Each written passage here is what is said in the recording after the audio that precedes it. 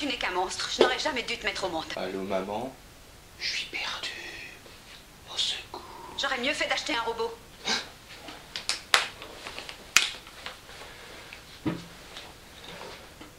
Bonjour à tous et bienvenue dans cette nouvelle vidéo de présentation de la réplique USM1 de la marque Marushin.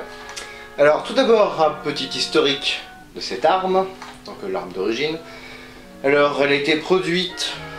Oh, c'est quoi ce papier? Oh, c'est mes notes, hein? Pour une fois j'ai des notes. Elle a été produite donc à 6 332 000 exemplaires. Je les ai toutes cotées une par une. Mais ça c'est uniquement pendant la Seconde Guerre. Elle a été principalement fabriquée par l'entreprise Winchester. Et d'ailleurs cette carabine elle avait la particularité de pouvoir être fabriquée assez facilement. Et du coup elle a été fabriquée par plein d'entreprises. Du style General Motors. Ensuite on a aussi IBM. C'est bizarre. Il n'y a pas d'écran. Pourtant je tape au clavier. Je comprends pas comment ça marche. Clic droit et clic gauche, c'est ça? Ainsi que Underwood. Je comprends pas, il n'y a pas de papier. Qui faisait des machines à écrire. En fait, en 1937, le M1 Garand a pointé le bout de son nez. Salut, c'est moi. Mais en 1940, l'US Army trouve que le M1 Garand, il est quand même un petit peu trop long. Comme ma b***. Donc du coup, ils ont voulu réduire le Garand pour en faire une sorte de Garand miniature. Bonjour. Non, pas à ce point-là non plus. Cette carabine, l'arme d'origine, tire en .30 carbine, comme ça s'appelle, donc en 7,62 x 33. Donc un calibre spécifique pour cette carabine, et qui a des avantages mais aussi inconvénients, surtout des inconvénients au niveau de la réputation. Qu'il était réputé pour ne pas pouvoir transpercer un drap mouillé à 100 mètres. Bon, ça c'est du bluff, hein. C'est du fake parce que non, ça peut tuer, mais ça peut pas forcément neutraliser l'adversaire.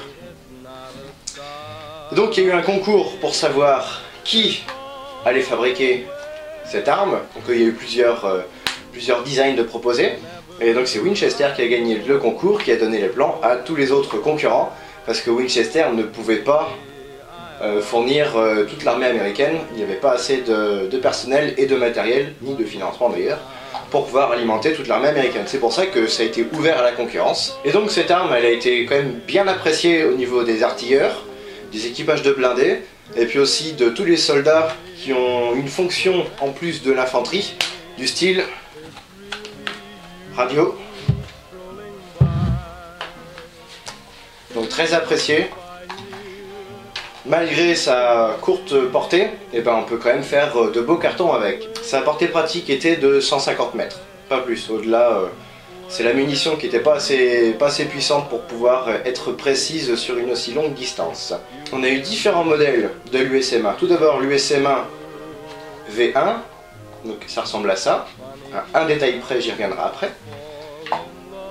Qui a été produite pendant la Seconde Guerre mondiale. Ensuite, à la fin, toute fin de la Seconde Guerre, donc avril 45 dans ces eaux-là, on a eu un tenon de baïonnette qui est venu se rajouter ici, et une hausse légèrement modifiée, comme vous pouvez le voir sur cette photo. Vous voyez la différence? De loin ça se voit, de près aussi vous me direz. Et donc à savoir qu'il y a eu extrêmement peu de tenons de baïonnettes qui ont été installés sur les USM1 pendant la Seconde Guerre, donc en reconstite, n'en mettez pas, ne prenez pas une version V2 de l'USM1. Ensuite on a eu l'USM2, celle-là vous la connaissez forcément parce que c'est celle que Marushin fait actuellement, à part la petite dernière, j'y viendrai après. Donc l'USM2, c'est quoi sa particularité? Elle tire en full et pas en semi. Elle a aussi un chargeur à 30 balles, chargeur dit chargeur banane, et donc elle a un petit sélecteur de tir sur le côté.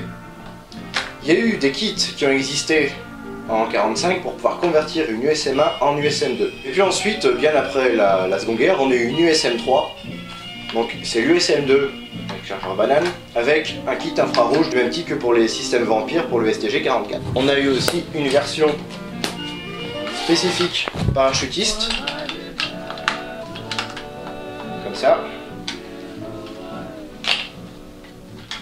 C'est la USM1 A1. Celle-là, c'est de la marque Donix. On a eu également une USM2 A1. Ou quoi, mais une USM1 V2 A1. Enfin bref, ils ont repris le même système de crosse repliable. Qui était bien pratique pour pouvoir faire ça dans une housse. Que les paras pouvaient mettre au ceinturon. Mais à noter, au niveau de la culasse, ici on peut remarquer qu'elle est plate, ici elle est bombée. Oui, bombée parce que c'est l'USM1 V2. Alors que celle-ci c'est l'USM1 V1. Venons-en maintenant à la version Airsoft de cette carabine. Donc la version Airsoft elle est fabriquée uniquement par Marushin pour le moment. Une version King Arms de la version Para qui est en cours de préparation. Je n'ai pas plus d'infos à vous donner pour le moment, hélas. Donc à l'origine était le bois. Non, c'est pas ça. Le bois d'origine, c'était celui-là. Qui est pas mal, faut dire. À part que c'est du bois de cagette. Assez fragile, qui marque très facilement. Premier inconvénient, le garde-main supérieur, c'est un deuxième modèle, c'est-à-dire qu'il y avait 4 trous. 1, 2, 3, 4. J'en ai bouché 2, parce qu'au début je suis parti sur ce bois-là. On met l'huilier à cet endroit-là. L'huilier c'est pour nettoyer, hein, comme son nom l'indique. C'est ça qui fait maintenir la sangle dans la crosse. C'est l'huilier tout simplement. Donc il y a quand même pas mal de modifications à faire pour la rendre seconde guerre, qui coûte quand même pas mal, il faut le dire. Tout d'abord, dégager le tenon de baïonnette. Sauf que pour ça, il faut racheter une grenadière premier type. Comme on peut le voir ici. Ça coûte 20 €. Voilà. Deuxième modification à faire. Changer la hausse. Pour une hausse comme ça, qui est réglable uniquement, en fait qui n'est pas réglable, c'est une hausse rabattable. Hein. Encore ça, c'est une grenadière originale, c'est compatible avec la réplique, sans trop de problème. Mais, ici, ce n'est pas compatible. Donc, il a fallu que je lime à ce niveau-là, pour pouvoir faire tenir la hausse que j'ai tout simplement collée. Donc je sais que c'est pas très solide. Et puis la fameuse modification de la crosse, ça m'a pris 3-4 heures pour l'adapter. Il y a quand même pas mal de boulot, ça il faut... Je ne vous le cache pas. Et surtout, il y a un gros problème au niveau de la vis en dessous. C'est pas fait pour. Le trou n'est pas au même niveau. Ici. J'ai l'impression que Marushin avait prévu qu'on puisse adapter un vrai kit bois parce qu'il y a déjà un trou dans le mécanisme pour pouvoir faire passer une vis. Bon, après il faut forcer quand même malade, hein. La vis là elle y est mise une fois, il va falloir que je change de vis si je veux pouvoir démonter et remonter. Parce que c'est vraiment enfoncé comme un bourrin dans le pas de vis, qui n'est pas la bonne taille. Le garde-main supérieur nécessite également une petite adaptation à l'intérieur, parce qu'on a le système hop-up qui est à ce niveau-là, qui prend un petit peu de place. Puis on a aussi une vis à ce niveau-là, mes souvenirs, et donc c'est pas forcément fait pour, à la base. Pour parler de la réplique en elle... Ouais, Farzi, alors c'est pas la tienne. Pardon? Bah ouais, c'est la carabine. Et t'es sûr qu'il l'a eu? Mais qu'est-ce que tu dis? Qu'est-ce que tu m'embrouilles T'es sûr là? qu'il l'a eu dans les mains? Qu'est-ce que tu m'embrouilles? Attends, t'es con, je reformule. Hein? La carabine il l'a, mais est-ce ses mains?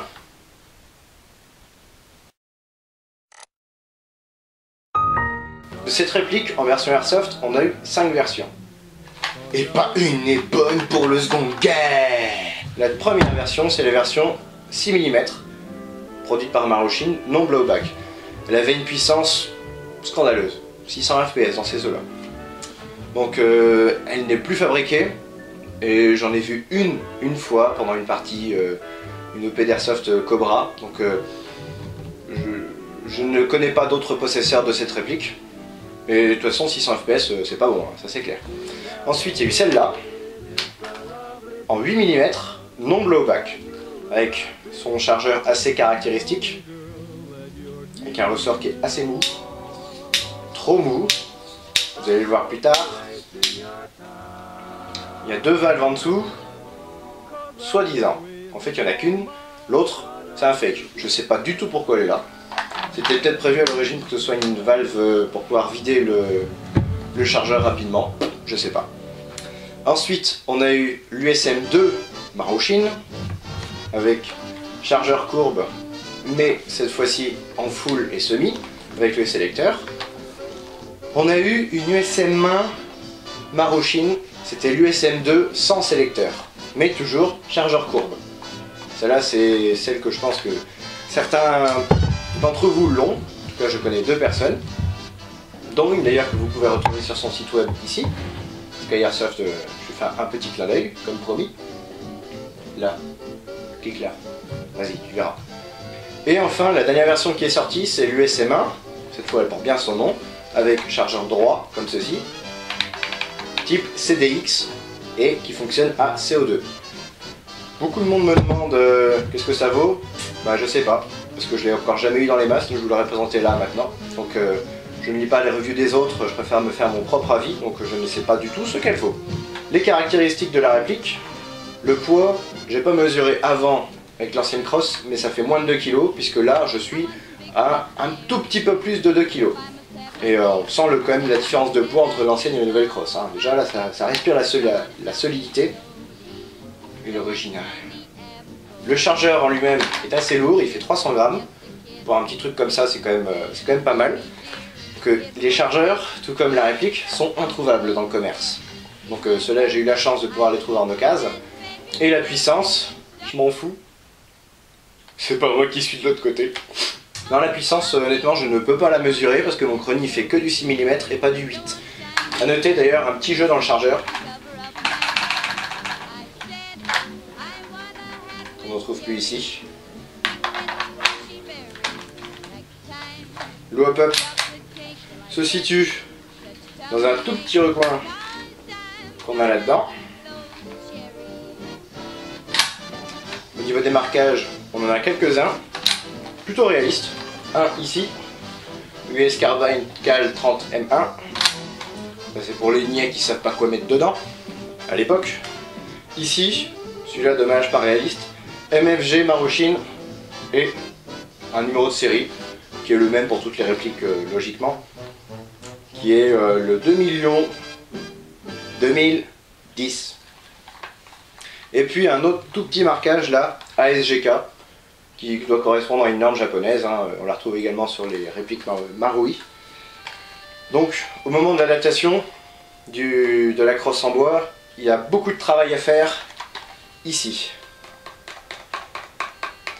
Il y a un énorme truc à creuser, un énorme fossé qu'on trouve là. Ça, il faut le creuser à la mano.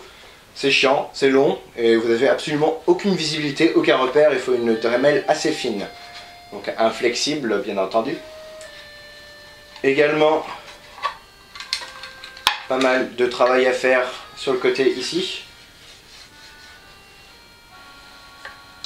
Et attention, ici c'est assez fragile, très fin, très fragile, même sur le kit bois là, il suffit que je fasse ça un peu fort et il est cassé. Même si les chargeurs originaux ressemblent beaucoup aux chargeurs Marushin, ils ne sont pas compatibles.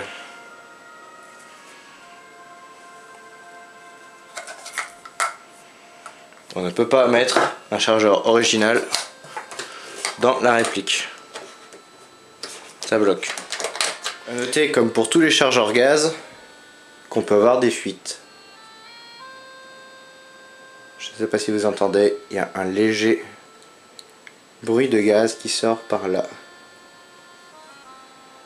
Donc ici, la valve, facilement démontable par les 4 vis. La vraie valve, la fausse. La planchette élévatrice. avec le ressort qui est super mou. Et tout est en métal. A noter d'ailleurs que les portes chargeurs peuvent contenir les chargeurs du SMA, à la fois pour la copie, tout comme pour l'original. Mais attention à bien mettre les lèvres à l'extérieur,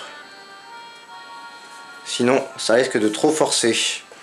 Mais privilégiez tout de même les portes chargeurs en copie pour l'airsoft, parce que les originaux, ce serait dommage de les abîmer. On va tout de suite passer au test de tir sur une cible à 12-13 mètres, la longueur que j'ai dans mon nouvel appartement. Donc comme j'ai pas deux caméras, je me filme au départ et je vous montre une photo de la cible à l'arrivée.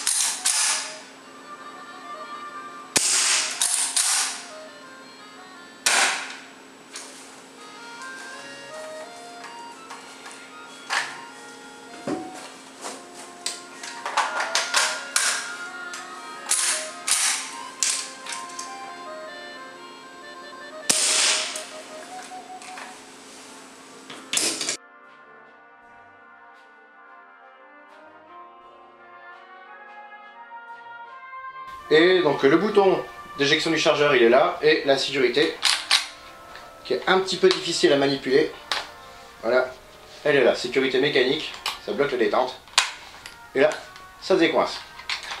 J'espère que cette vidéo de présentation de réplique vous aura plu, n'hésitez pas à vous abonner à ma chaîne une fois encore, et puis à mettre un pouce vert si vous l'avez aimé, et à partager cette vidéo, c'est très important. Et puis moi je vous donne rendez-vous le mois prochain pour la prochaine vidéo de présentation de réplique.